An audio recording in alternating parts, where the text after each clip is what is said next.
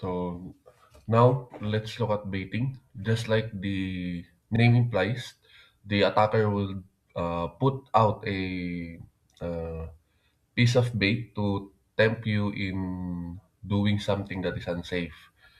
Now, this could be free software downloads, fake price giveaways, free public access Wi-Fi, or access to free public Wi-Fi, okay, or even physical items. Now, a physical real-world test is leaving a USB drive labeled confidential, okay, or salary info, okay, or um, in an office itself, or in a table of a coworker. Okay, then curiosity kicks in, or in Filipino, what we call marites. Okay, and uh, someone plugs it into, or you plugs it into your laptop to see what's on it. Now, then it's boom. Okay, it's a malware. Okay, it's a malware that is instantly installed on a network. So that's baiting. Now you had your kid proco. Okay, a Latin for something. Now, instead of just leaving bait, the attacker explicitly promises a benefit or service that would be in exchange for your info. An example would be complete this quick survey and receive a, or to win a 500 voucher. Or a caller would say, I'm calling to fix that computer glitch you have. Just give me your login credentials and I'll handle it. Okay. Now, they're offering assistance or a reward, but the hidden cost would be your security. Next, social engineering is not just a digital, okay, or it is not only on digital aspect. It happens also in physical spaces. Now, tailgating, or also known as piggybacking, is when an unauthorized person closely follows an unauthorized person right through a secure door or turnstile. They rely on your good manners. Okay, it's like, sorry, I forgot my ID badge today. Could you hold the door for me, or could you let me in? Okay. Now, it feels rude to let a door close in someone's face. So, but remember, the core security principle here is convenience and politeness should never override security. Again, your our convenience and politeness should never override security. Okay? Now, another physical tactic is shoulder surfing. This is simply looking over someone's shoulder to steal credentials, pins, OTP codes, or confidential documents right off their screen or keypad. This happens everywhere. Okay, crowded buses, trains, coffee shops, ATMs, and even classrooms or shared offices. Now, a simple privacy screen filter, or just shielding your keypad with your hand can shut this down completely. Okay. Uh, Shoulder surfing in a simplest term, or in for us in Tagalog, yung nakikibasa ka ng, or sinisilip mo yung text ng katabi mo. Okay, text message ng katabi mo. So that's I think the one of the best example of shoulder surfing. Okay. Then finally we have your dumpster diving. Okay, attackers will literally rummage through offices or household trash looking for sensitive papers. like written passwords, employee directories, printed reports, account numbers, or internal memos. Okay? Now, it sounds old school, but it would lead to a tons of sensitive data if paper is not shredded properly. So, for me, in my case, for example, since I do not have a shredder at home, what do I do is that uh, I make it sure, or I cut it into pieces, okay, or uh, should I say, if there are bulks, minsan sinusunog ko siya. Okay? So, para walang makinabang or para maging abo yung data. Okay? Now, the security lesson here is straightforward. If you would not post it publicly on the internet, don't uh, don't toss it into the trash bin carelessly. Okay? Uh, always always shred confidential documents. Okay? Or always make before you trash something that is confidential or a confidential document. If you don't have a shredder, always make it sure that it will go into pieces and uh, it will not become useful for those who are uh, just in your doorstep and waiting for you for that certain trash. Okay. Now now that we know the different types uh, of social engineering, let's pull back the uh, let's pull back and check or look at how these attacks usually or actually play out behind the scenes. Now, a typical social engineering attack follows a predictable five-step playbook. Okay? And what are these five? Step one is reconnaissance. Um, the attacker gather intel on you or your company, um, maybe through scouring in LinkedIn, in your social media, or public directories, um, or other public uh, public platform to find your names, roles, and contacts. Then, step two is trust. They approach you using a disguise, pretending to be a colleague, an IT support, or a trusted brand to make everything seem completely legitimate.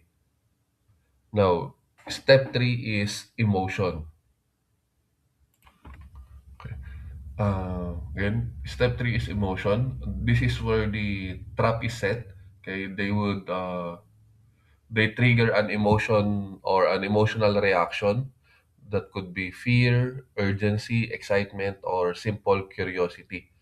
So, uh, so that would become so that your critical thinking takes a backseat. Okay. Now, step four is request. Once you're off balance, okay, because they would now be asking you to perform a specific action, okay, like uh, like a simple uh, click to a link. You would give up an OTP or opening a door, okay, physical door, okay. Now, step five would be to exploit, okay. They cash in, okay, like stealing your credentials, walking away with money, okay, or at least gaining full access to the internal network. Now, if you can, uh, if you can check steps two and three, the fake persona and that artificial sense of panic could could actually break the chain before the exploit ever happens. Okay, so it would be on number two and number three.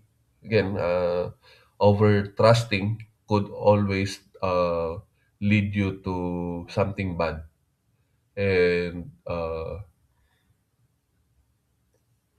being emotional, being an or having your emotional reaction first could always lead you also to something bad or something that is unexpected. Okay.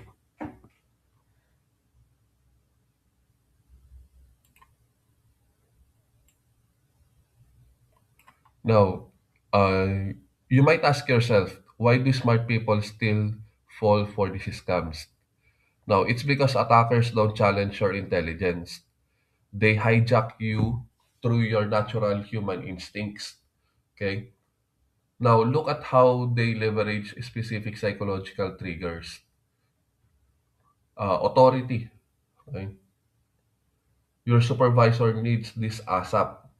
So, most people are hardwired to comply quickly when someone higher up in the hierarchy makes a request. Okay? Urgency. You have 10 minutes to respond.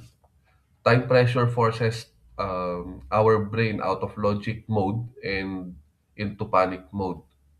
Okay? Next, fear. Your account will be terminated. Okay? Nobody wants to face negative consequences. Okay? Or to lose an access or at least get into trouble. What else? Reward. Okay? Congratulations, you won. They appeal straight to our desire for an easy win or free prize. Okay? Curiosity. Um, Curiosity. Click here to see who's viewing your private profile. Human curiosity is powerful and we naturally want to see what's hidden behind the curtain. Okay? Now, trust. Hi, I'm your IT administrator. We inherently want to cooperate with people who are supposedly there to help us also when time comes. Okay.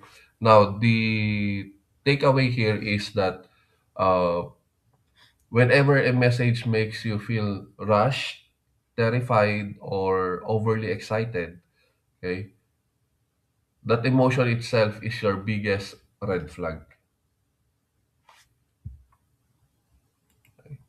So let's put our skills to the test with some real world scenario.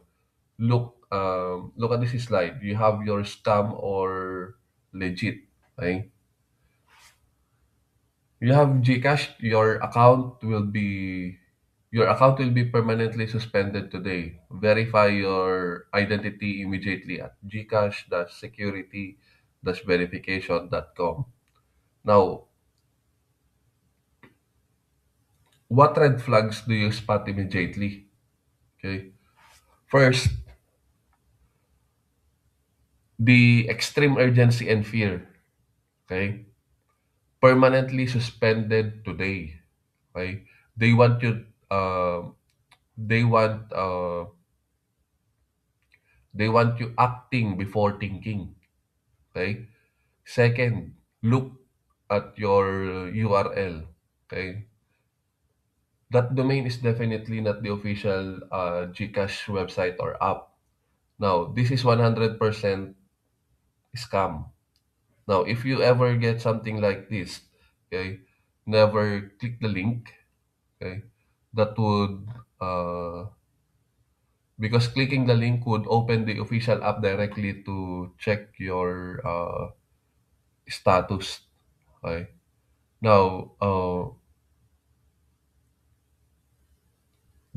and having now that click being or that link being clicked, okay, surely you are now trapped. Another one, Or scenario number two, you receive a message supposedly from your boss or a professor, okay? Or if, from me, for that example. Now, hi, I'm currently in a meeting. Please buy five 1,000 gift cards and send me the codes. I'll reimburse you, or I'll reimburse that later. Okay. Now, what would you do? Okay. Notice that the classic scam elements here are an unusual request. You have a high urgency. Okay. You have immediate money involved and an excuse for why they can speak with you directly. That would be, I'm in a meeting. Okay. And never rush out to buy gift cards or transfer money based on a text. Always verify through a separate uh, known channel both for you on and your boss or your professor for that matter. Okay, then call them directly or talk to them to them uh, in person.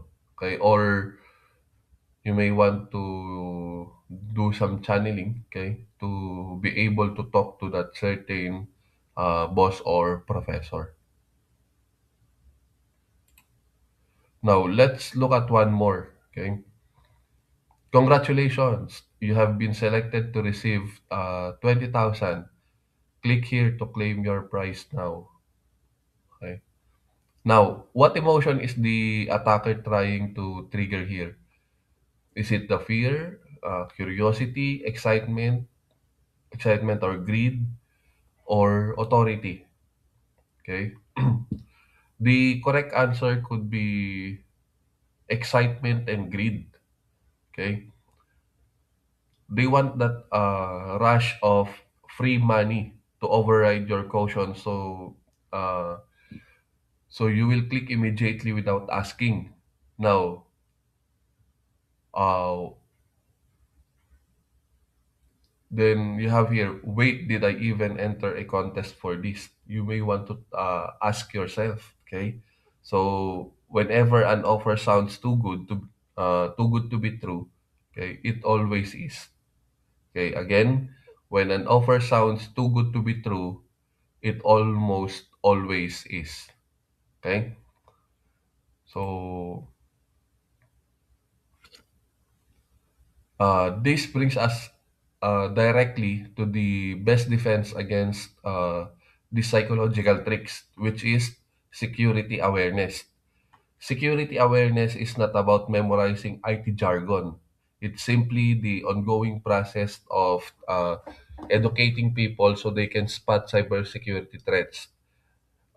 We could make smart, or we could make them smart and safe decisions for every uh, day life living nila. Okay? And we protect critical data. We follow established policies and quickly report incidents when something looks suspicious. Okay? Now, in cybersecurity, there's an essential formula to remember that could be technology plus people plus process is equals to security. You can have the most expensive software in the world, okay? But if the people using it are not trained, the system is not secure, okay? So always check the formula technology plus a people plus the processes would lead you to a secured environment.